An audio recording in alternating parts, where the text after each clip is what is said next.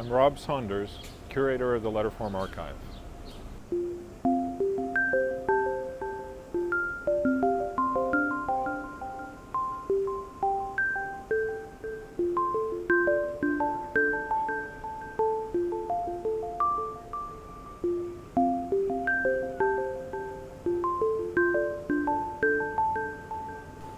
Well, when I was a teenager, I started doing manuscript books.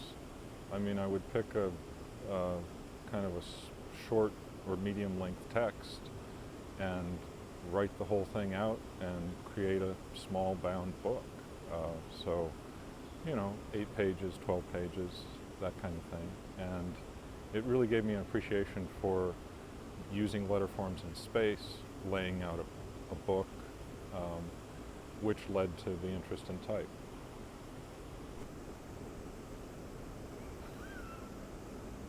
I started collecting in college books about type and letters and calligraphy. And at the beginning, I didn't think of it as a collection. I just thought of it as reference material. Like most designers, you buy books, you buy things that inspire you, that you want to have around. And it's been in the last 5 or 10 years that I really sort of reawakened the passion and started to seriously add to the collection again.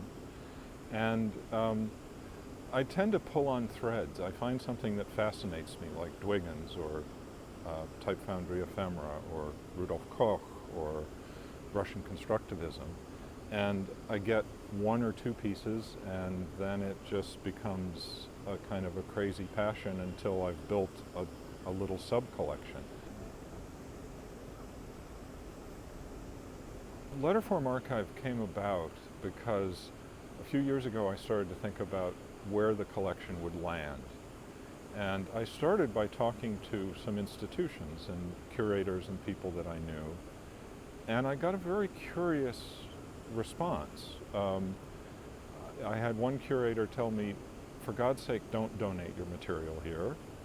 And I said, why? And she said, well, we haven't caught up on cataloging stuff we got 30 years ago. It's likely to just end up in a corner somewhere. I had some institutions say, yeah, we'll take your stuff, but you have to endow it or we won't take it.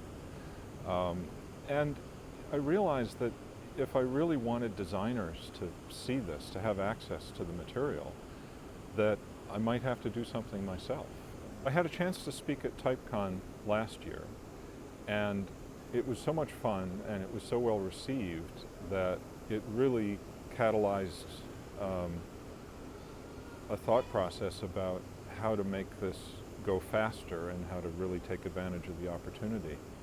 It also was catalyzed by some work I did with a graduate of KABK who came to intern for me.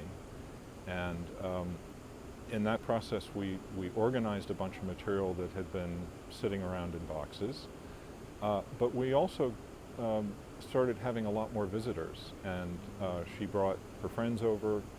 I got connected with a younger generation that was interested in type, and it became clear that these things really meant a lot to them, but they didn't always have a chance to see them. So earlier this year I retired from consulting, and actually next week I have a full-time curatorial assistant starting. A couple of months ago I moved out of the loft that I shared with the archive, and so that space is now a full-time archive. And so we're actually, I hate to kind of say it in this way, but becoming an institution. I hope that we're more nimble than most, and that we really maintain a focus on serving the needs of designers.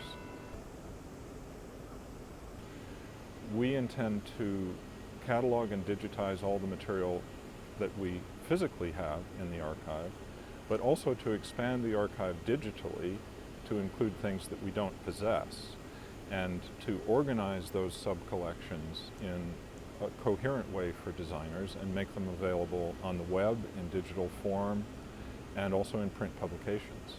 Another thing we want to do with Letterform Archive is educational programs. We did our first earlier this year with Sumner Stone. It was both a 4-day workshop and a lecture. and we plan to do a lot more of that kind of thing. I want to make it clear that, you know, even though we're focused on the highest quality captures and sharing material around the world digitally, I consider that to be just a taster, just a teaser really for the real thing. And the goal is to get people to come see the real stuff. There's so much to be learned by handling the actual artifacts, seeing the tactile qualities, seeing up close the impress of the type or the color balance, the things that don't ever really get communicated even in the best captures. There are certainly many collections, including collections in the Bay Area, that have more depth in letterform material of one kind or another. But there's no place I know of that has this range of material. And the idea that you can go to a place and see a cuneiform tablet, an illuminated manuscript, a Bodoni printing, a piece of original El Lisitsky, and a digital type specimen all in the same day, that is exciting to me.